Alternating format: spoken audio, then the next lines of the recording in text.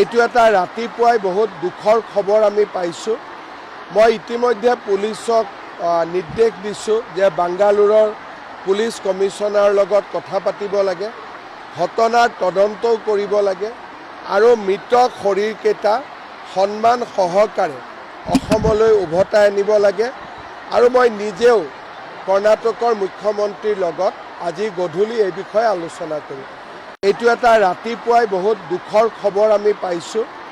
মই ইতিমধ্যে পুলিচক নিৰ্দেশ দিছোঁ যে বাংগালোৰৰ পুলিচ কমিশনাৰৰ লগত কথা পাতিব লাগে, ঘটনাৰ তদন্তও কৰিব লাগে আৰু মৃত শৰীৰকেইটা সন্মান সহকাৰে অসমলৈ উভতাই আনিব লাগে।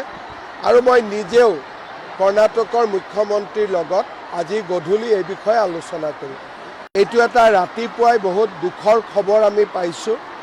মই ইতিমধ্যে পুলিচক নিৰ্দেশ দিছোঁ যে বাংগালোৰৰ পুলিচ কমিশনাৰৰ লগত কথা পাতিব লাগে, ঘটনাৰ তদন্তও কৰিব লাগে আৰু মৃত শৰীৰকেইটা সন্মান সহকাৰে অসমলৈ উভতাই আনিব লাগে।